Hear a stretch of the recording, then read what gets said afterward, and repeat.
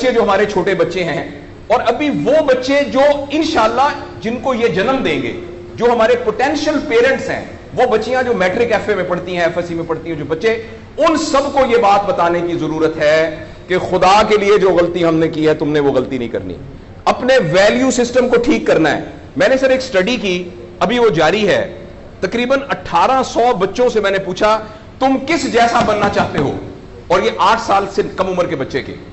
آپ یقین کریں بچوں نے جو کہا وہ یہ کہا میں میسی کی طرح بننا چاہتا ہوں جو فٹ بالر ہے, کسی نے کہا میں عاطف اسلم کی طرح بننا چاہتا ہوں, کسی نے انڈیا کے اداروں کا نام لیا, کسی نے نہیں کہا میں ابو بکر کی طرح بننا چاہتا ہوں, کسی نے نہیں کہا میں حضرت علی کی طرح بننا چاہتا ہوں, کسی نے نہیں کہا میں قائد اعظم کی طرح بننا چاہتا ہوں, کسی نے نہیں کہا میں عبدالستار ریدی کی طرح بننا چاہتا ہوں. ایک بچی نے صرف کہا کہ میں حضرت فاطمہ کی طرح. میں نے اپنے یوٹیوب چینل پہ اس بچی کا انٹرویو لایا, چھوٹی سی بچی نے کہا میں پارک میں پھر رہی تھی, میں نے کہا بیٹا تم کیا بننا چاہتی ہو, کہتی میں حضرت فاطمہ کی طرح بننا چاہتی ہوں. تو میرے دوستو ہم نے اپنے بچوں کے رول ماڈل ہی غلط کر دیے ہیں.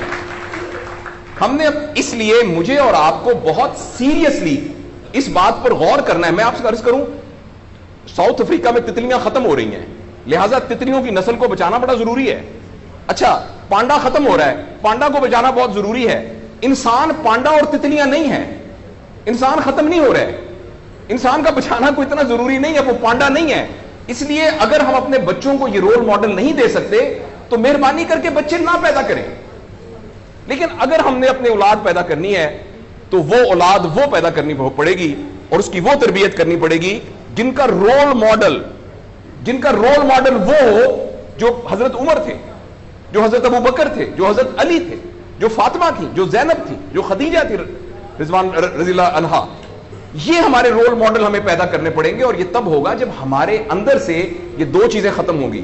نمبر 1, ہم پیسے کی بنیاد پر اپنے آپ کو بڑا نہ سمجھیں, اور دوسرا یہ کہ ہم فرد کو فرد کے لیے تیار نہ کریں, فرد کو معاشرے کے لیے تیار کریں. میرا بیٹا تو 1100 میں سے 1100 نمبر لے کے ڈاکٹر بن کے ایک جگہ پر اسسٹنٹ پروفیسر لگا ہوا ہے, معاشرے کو کیا فائدہ ہوا ہے؟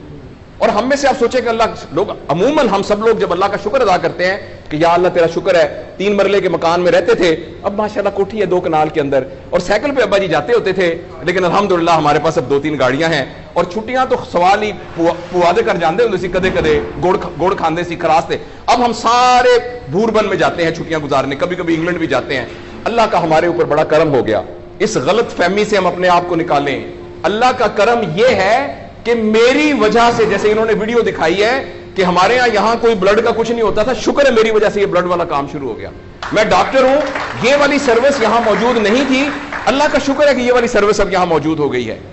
اللہ کا شکر ہے یہ ہو رہا ہے. سروس اورینٹڈ جب تک ہم اپنے بچوں کو نہیں ڈیولپ کریں گے, اس وقت تک میں آپ کو بہت دکھ سے اعلان کرتا ہوں, بڑی ہی تکلیف کے ساتھ, میں بہت آپٹمسٹ آدمی ہوں, میں یونیورسٹیوں میں جاتا ہوں, کالج میں جاتا ہوں, بچوں سے بات کرتا ہوں, اگر ہم نے اگلے فوری طور پر اپنے بچوں کی تربیت پہ توجہ نہ دی, اگلے 10 سال میں ایک ایسی نسل آنے والی ہے جن کو چائلڈہڈ ڈپریشن ہوگی, جن کو سوئسائڈل تھاٹس آئیں گے, جن کی سیکسول ٹریننگ بہت بری ہوگی, اور جن کے اندر ریلیشن شپ پرابلمز ہوں گے, اور یہ ہونے والا ہے, ہماری آنکھوں کے سامنے ہونے والا ہے.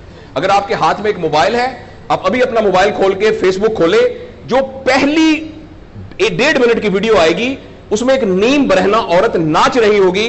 اگر آپ کے 8 سال کے بچے کو آپ نے موبائل دیا ہوا ہے, میں آپ کو یقین دلاتا ہوں اس نے ننگی عورتوں کو ناچتا ہوا دیکھ لیا ہے, اور وہ سارے ایکٹ جن کو منہ سے بیان کرتے ہوئے ہمیں شرم آتی ہے, وہ آپ کے 8 سال کا بیٹا اور 8 سال کی بیٹی دیکھ چکی ہے.